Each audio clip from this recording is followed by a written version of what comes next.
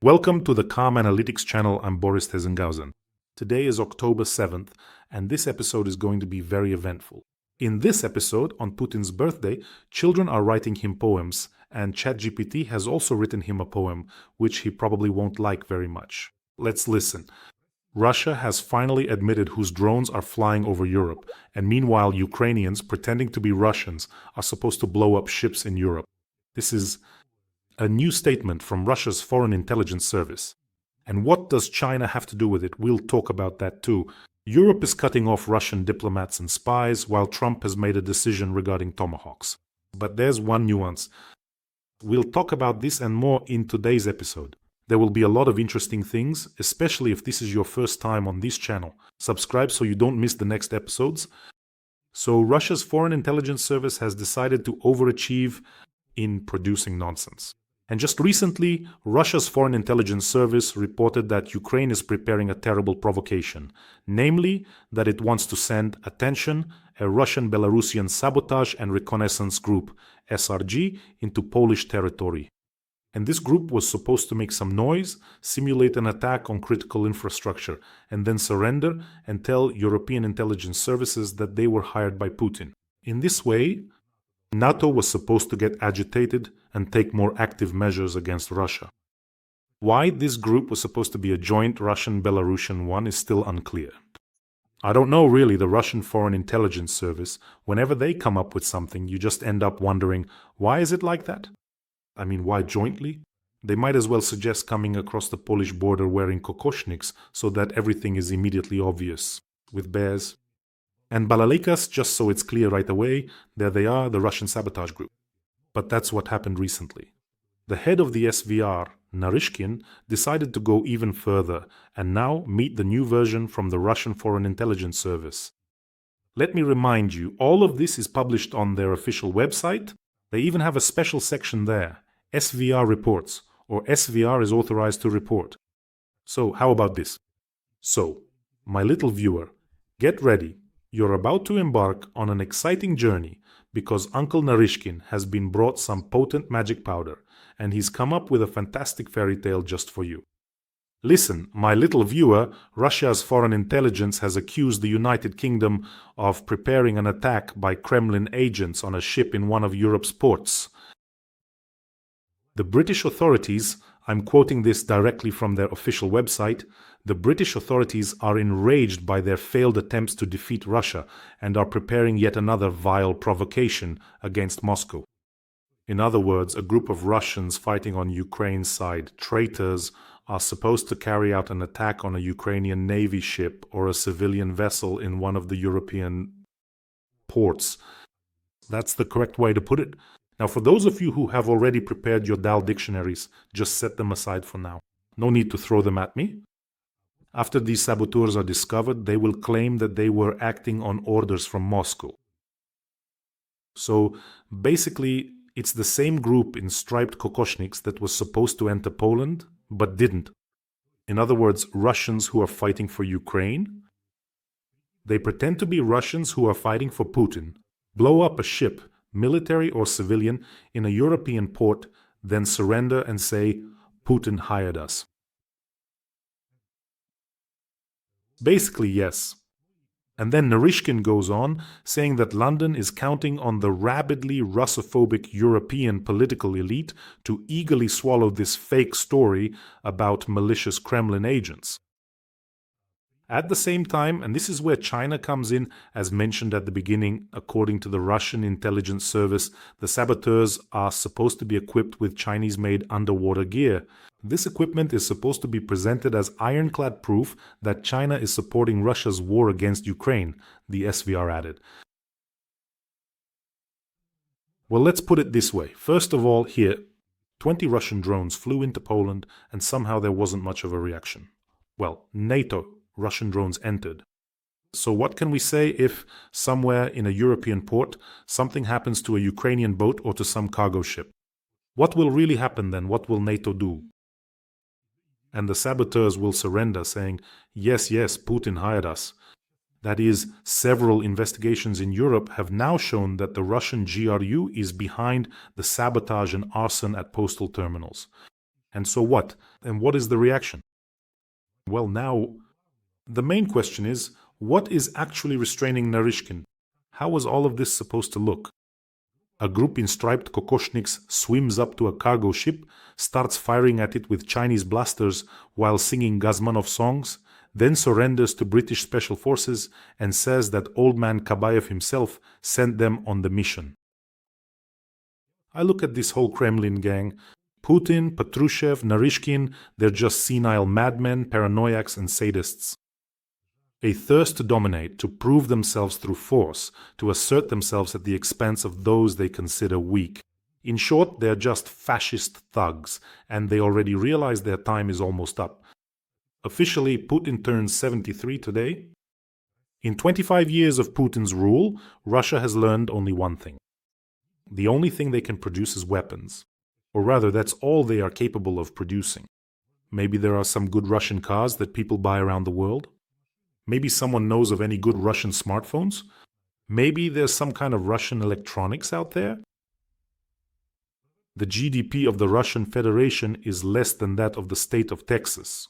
I keep talking about this all the time.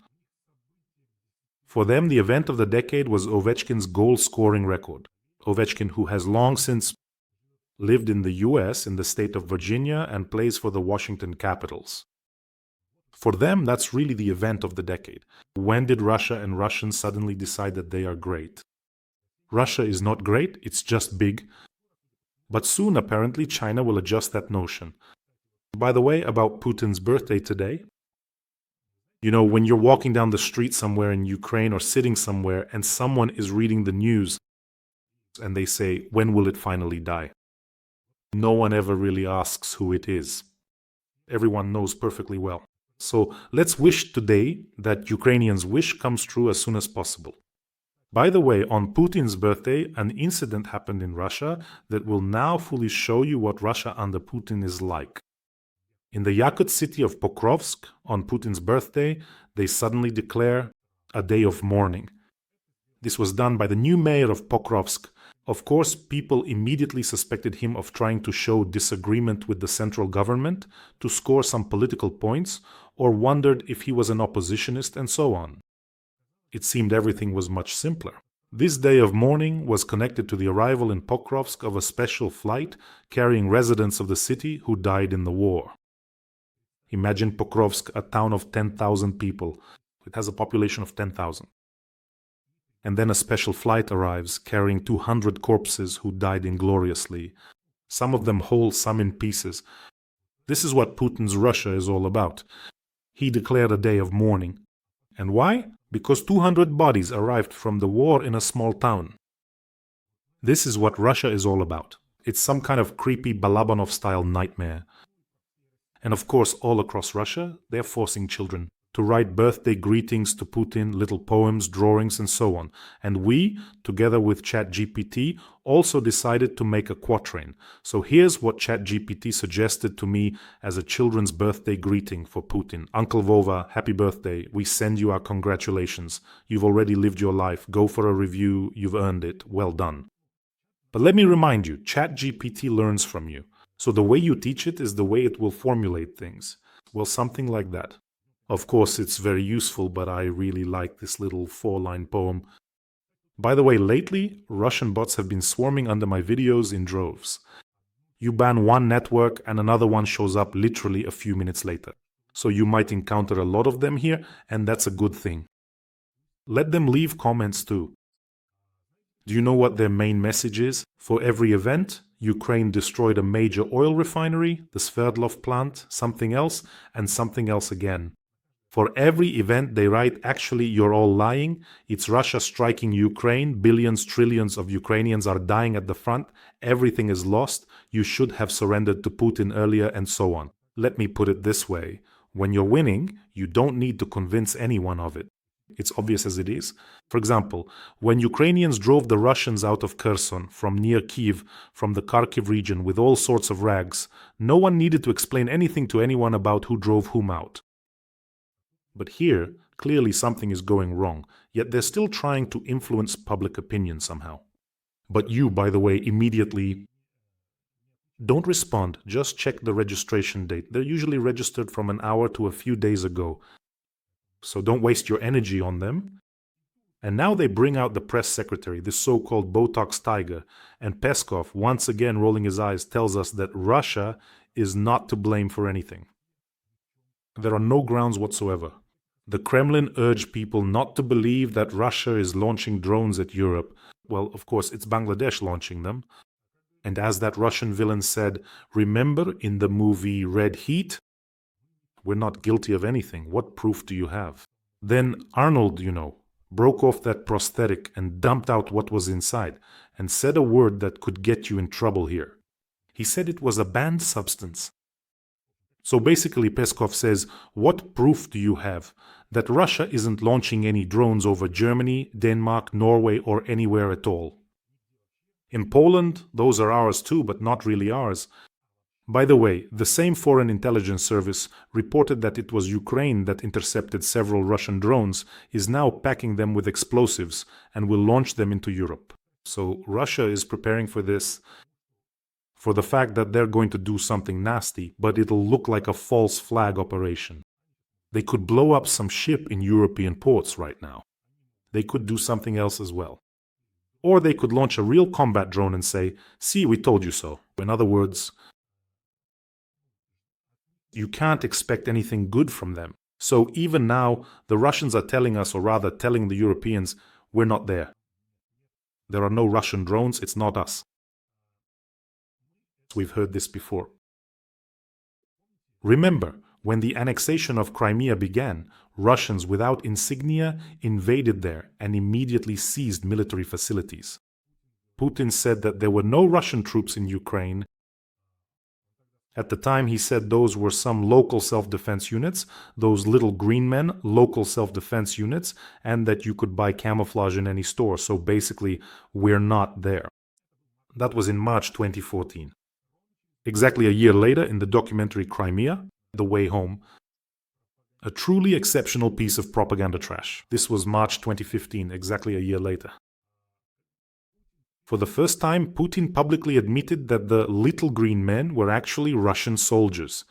And then he said, of course, behind the self-defense forces stood our servicemen. Such blatant nonsense, the likes of which the world has never seen. It seems to me he simply doesn't know how not to lie. He just can't. Friends, let me remind you that we are currently running an important fundraiser for the 101st Brigade to acquire termite ground robotic systems. These are evacuation drones that help evacuate our wounded soldiers. They transport them to a safe area where medics can take care of them. In other words, they save the lives of medics who no longer have to drive under shell fire and shrapnel to pick up the wounded. And they save the life of the soldier who is quickly transported to a safe zone by this evacuation vehicle. That's why I'm really asking you to join in and help with this fundraiser. The soldiers of the 101st Brigade have recorded a message for us. We, the soldiers of the 101st Security Brigade, are reaching out to Boris Tizengauzen and his followers for help. We are very grateful to you for the drones you have previously provided.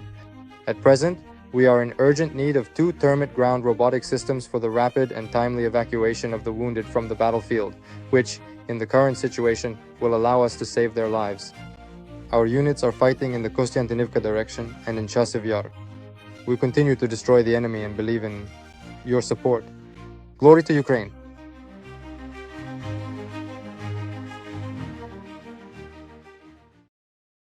On their brigade's Facebook page, there's a series of posts called Hero Stories, where they share the life stories of those who are currently fighting in the brigade. People have completely different backgrounds and destinies. When you read these stories, you realize just how stupid you had to be to come and try to defeat these people to go to war with Ukraine. That was his main miscalculation.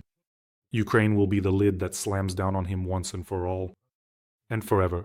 There are many life stories there. For example, today I read the story of one of our defenders with the call sign Batya. He has 4 children, is 52 years old, went through the ATO and is now fighting in the Donetsk direction. And his eldest son is fighting in the Kupiansk area. So when you read about him, you see he's just the salt of the earth, a real rock, a pillar. Let's help the 101st Brigade. The link to donate is in the description of this video and also in the comments. There are options for Mono, Private, and PayPal for those who want to help from abroad.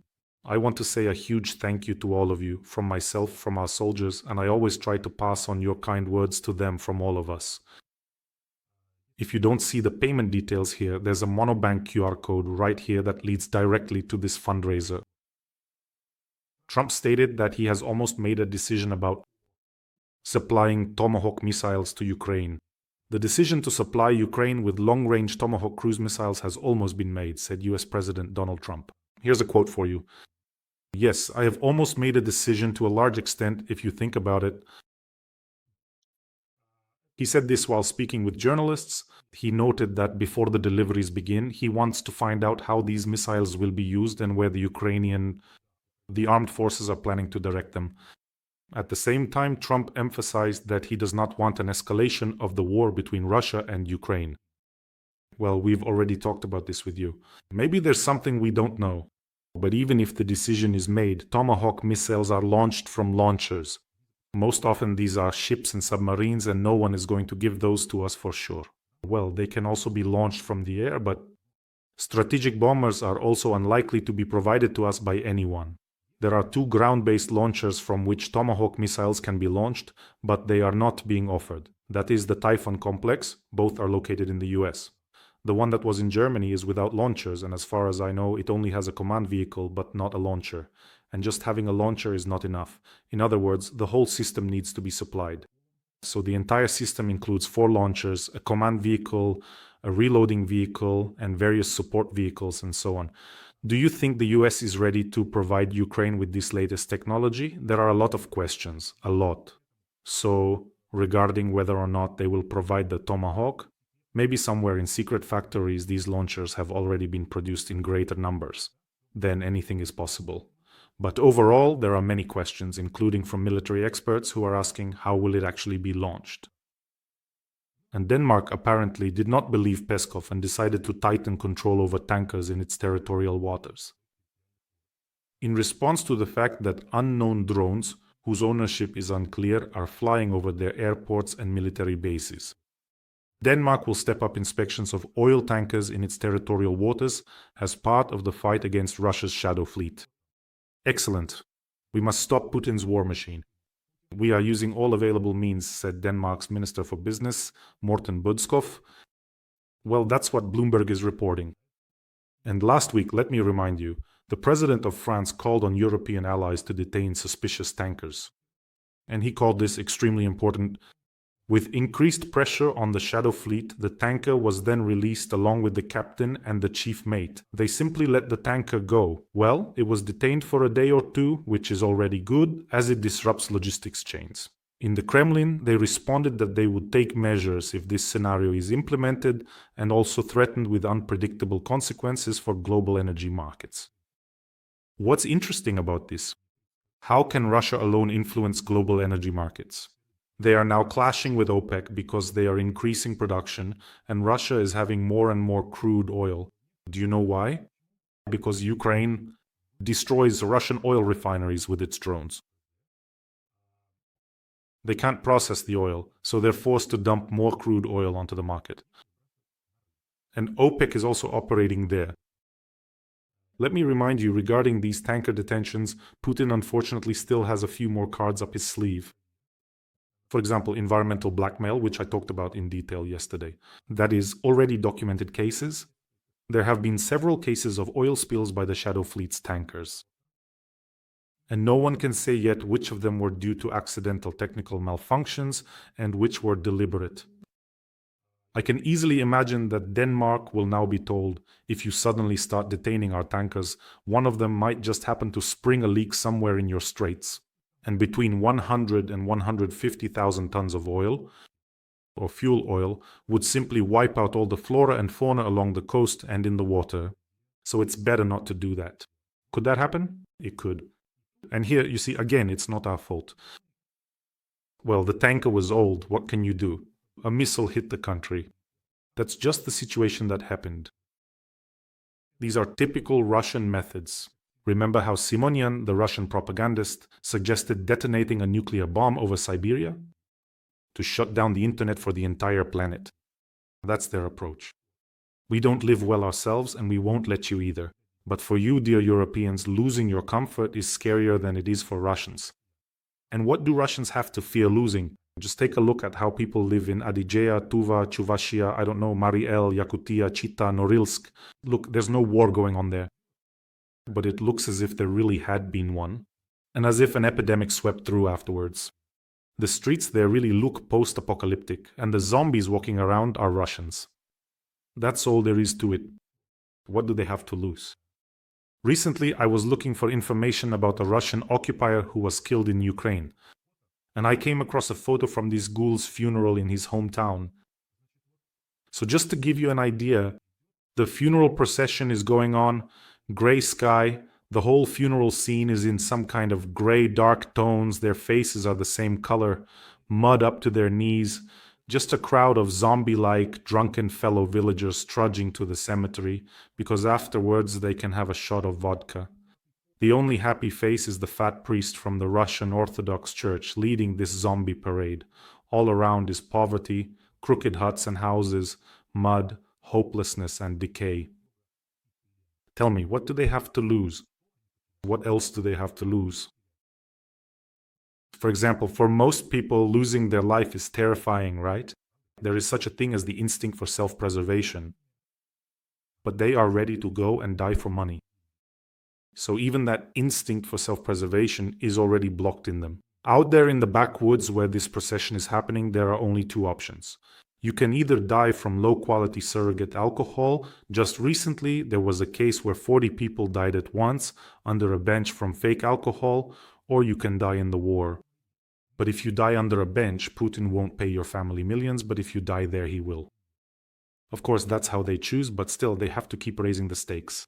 Once again, this month in some regions, they have significantly increased the payments for those who go to war. Why? Because now, even for big money, people don't want to go. Recently, one of the Russian war correspondents complained that the average lifespan of a Russian assault soldier is 12 days. That's about how it is. By the way, friends, there was another pleasant event just yesterday. We delivered 5 GTI Matrice 30T drone units to our legendary 3rd Assault Brigade. Here's what it looked like. By the way, I was actually surprised myself. They're really not small at all. We talked with our soldiers. They send you all huge greetings and gratitude. Well, I took the liberty of passing on all your regards to them. Kind words. There were a couple of interesting moments when we started talking about how these drones aren't small at all. It's like a really serious suitcase. We remembered the vampire drones, the ones we also delivered, and then there's the hexacopter, which is just huge. People call it Baba Yaga, and it comes in this massive case, so heavy that one person can't lift it alone. And Stas from the 3rd Assault Brigade says that when they bring in the vampires, or the Maguras, it feels like you're a rock star about to go on tour. I asked, why is that? He says, well, because there are these crates, and they're really huge crates, like stage equipment cases, black boxes with aluminum corners, with those aluminum latches and locks. So I thought, well, he means it figuratively, right? It's actually really cool, and every time I talk to them, they're so genuine. Many of them are really modest people. And I think, what kind of comparison is that? Like a rock star, I'm getting ready for a concert. Here come the Magurs, the vampires have arrived, and these boxes are standing there. I mean, I thought that's actually a really accurate description of concerts. I mean, they put on these concerts for those ghouls with the help of vampires and other drones, with fire shows, with holy fire from the sky. So it's all just like at a real concert. By the way, friends, don't forget to subscribe to this channel. There are a lot of us, and there will be even more. The more of us there are, the more people will learn the truth. This is important. And among European politicians, a serious battle is brewing. First, Angela Merkel gave an interview and stated that Poland and the Baltic countries are apparently also to blame, including for the fact that Putin attacked Ukraine. Supposedly, Merkel, came up with these Minsk I and Minsk II agreements. I'll tell you this. Okay, let me finish. Sometimes I get like this. After these Minsk I and Minsk II agreements, she came up with some new format for direct negotiations with Putin, but Poland and the Baltic countries did not support it. I'll be honest with you, I studied this Minsk agreement and, well, It was impossible to understand how it was supposed to work at all, just unreal. It was probably written that way on purpose, like in the Soviet Union, they taught English. For several years, they teach you with textbooks and English classes, 7th grade, 6th, 5th, 10th, and so on. It seems like you've been studying English for so many years, but you still can't say anything. You meet a native speaker. In exactly the same way, Minsk was prescribed as a program for learning English in the Soviet Union. Moreover, Merkel gave that interview where she said they're all basically jerks. She gave the interview to a Hungarian publication. Lately, we've had a lot of Hungarian publications, sources for Russia, and so Merkel went there. Well, after that, she really got an earful. That is, to quote, "She has blood on her hands. She'd be better off keeping quiet." That's how both Polish officials and those from the Baltic countries responded to her. The former Polish Prime Minister Mateusz Morawiecki said that she actually lobbied for the Nord Streams, so she should keep quiet, and his party colleague Adam Bielan stated that it's her who has blood on her hands, so she'd be better off staying silent. All in all, European politicians responded to Ms. Merkel quite mildly, because you could add more than just the Nord Streams to the list. That is, it was precisely under Merkel that Germany became the main lobbyist for Russian gas pipelines. That's a fact. Who increased Europe's energy dependence? Who bought more and more Russian gas every year? It's clear. By the way, there's another figure we haven't heard from in a long time. What about former Chancellor Schröder? He's the one who set everything in motion from the very beginning. And he did it so brazenly that everyone was just stunned at the time. Let me just remind you. It's an amazing story of incredible luck and coincidences. In 2005, just weeks before leaving office, Chancellor Schröder signs an agreement to build Nord Stream. And just 2 weeks after stepping down, literally just a couple of months later, he became the head of the Nord Stream Shareholders Committee, which is controlled by Russian Gazprom. There was a huge scandal about it, well, aside from the scandal itself. The abandonment of nuclear energy. That was also done by Merkel. The dismantling of the Bundeswehr, the reduction and elimination. That too. A soft policy, a policy of concessions to the Kremlin since 2014. That too. Holding Ukraine back. They blocked arms deliveries to Kyiv. Merkel, thank you. And under Merkel, German business became deeply integrated into Russian projects. Some don't even know how to get out now. And finally, perhaps the most important plus, in quotes of course, of Mrs. Merkel. It's the crisis she brought and imposed, I mean the migrant crisis. Now it's practically a problem for all of Europe. So who planted this bomb under the European Union? So if I were Merkel, I'd keep quiet.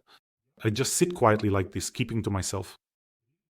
The Komsomol activists shouldn't be exposing themselves so actively. And by the way, it's not just Merkel. There was also the lack of a tough response in 2008 after Russia invaded Georgia. Then came the annexation of Crimea and the occupation of Donbass. There were some kind of light sanctions, super mild sanctions. Thanks to Barack Obama for that. So yes, indeed, there are a great many wonderful people to sincerely thank here for how this rather unremarkable, small and unassuming little rat truly grew up, or rather, quite remarkably, didn't grow up at all, instead remaining precisely the same diminutive size, but nevertheless developed truly grand and expansive imperial ambitions that really just sprouted up quite vigorously and uncontrollably like wild, untamed weeds. And now they've decided to tighten the screws a bit on Russian diplomats in Europe. They finally agreed to restrict the movement of Russian diplomats within the Schengen zone. I was curious about how they would control this.